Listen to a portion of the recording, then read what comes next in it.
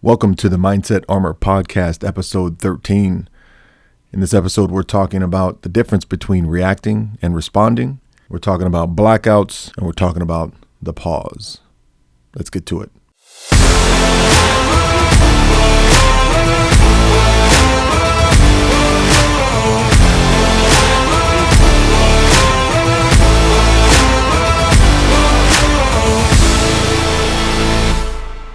Hello, everyone, and welcome to the Mindset Armor Podcast. Have you ever done something or said something and then either immediately or later regretted it? Have you ever not said something? You've been in a conversation, and it doesn't necessarily need to be an argument, but you've been in a conversation and you didn't say something that you wanted to and you regretted it. Have you ever wondered why that is?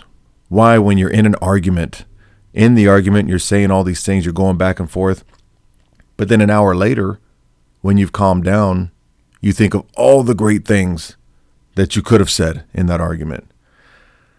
All of these super smart, intelligent gotcha statements that you could have made, but didn't. You ever wonder why that happens? The problem is we say things, we do things before we think about them. And the reason for that is we're acting from a center of the brain that is all emotion. That emotional center of the brain is powerful. And when the emotion center of the brain lights up, the thinking, logical, common sense part of the brain shuts down. And there's a science behind it that I'm not going to get into, but just know that that's what's happening. So when you're in an emotional state, positive or negative, we don't necessarily make the smartest decisions. So I want to tell you a story about a client that I had that really was suffering from anger issues. And it had gotten him in some trouble. It had gotten him in some legal trouble. And what he would describe to me was that he would get angry. He would black out, and when he was conscious again, he would survey this path of destruction that he had laid out, but he didn't remember any of it. He was so angry that he would black out, and he would do and say things that were so incredibly hurtful and damaging, and then not remember any of it. So there was this tremendous guilt and pain that he would go through. There was another situation where there were these three brothers. They lived across the street from a park, and they had all gone out across the street to play one afternoon. The youngest was 5, and I don't remember the ages of the other two. But they had gone across the street, and at some point, Mom stepped out onto the porch and yelled to the boys that dinner was ready. Well, the youngest, the 5-year-old, was really excited. And so he took off running to go home, ran into the street, didn't see the car coming, hit him, and killed him. There are situations, and these are extreme, what I've just described to you, but there are all different levels of situations that you could probably look at your life and say, you know what, yeah, I've done something or said something when emotion was high. And if I had it to do over again, I probably would have done it differently. I probably would have said something differently or done something differently if I had it to do over again. And that might be a regret that you harbor, that you wish you could eliminate. So what is it that we have to do to make sure that we limit or even eliminate the number of times that we do or say something that we are going to regret? How do we make it more likely that what we're going to do or say is actually appropriate and exactly what we want to do or say in the moment? How do we do that? And the way we do it is pause. The power is in the pause. It is the ability to recognize that you are emotional and that doing something or saying something in that moment, right then, that specific moment, is probably not going to be the best thing. So with that client that I had that would black out, what I asked him was, what is it that you feel physically? I wanted to know physically what he felt right before the blackouts. And he was able to recognize that before he blacked out, he noticed he would stop breathing. He would hold his breath. And there was even more leading up to that point that he could say that he's feeling. We didn't need to get into it, but the fact that he recognized that he stopped breathing was enough. So I took that and I said, okay, when you notice you're not breathing, what I want you to do is start breathing again. Take a deep breath. Take several deep breaths. Make sure they're the same breaths. They're not all over the place, some deep, some shallow, some medium.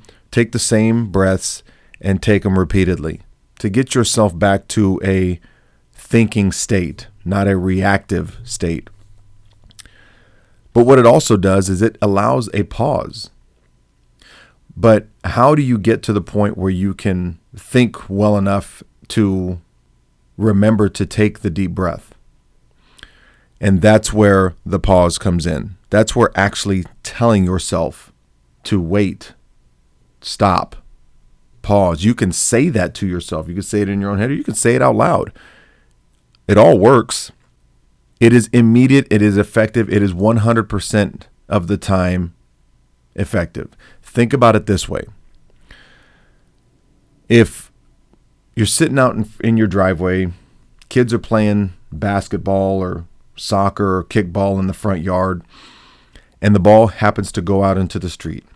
And one of the kids does what kids do. They start to go chase it. And as you see that, you're too far away to grab them.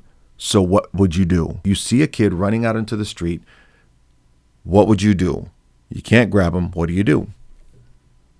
You're going to say, stop, wait, don't, hold on, or call the kid's name or something. You're going to say something in an elevated voice to get that kid to stop what they're doing and look around like, what's going on?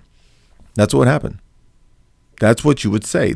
You probably, if you're a parent, you've probably done that 100 times. You know, your child is doing something that you know is dangerous or getting ready to, and you say, wait, or stop, don't, whatever. And the same thing works with us as adults at any age, really.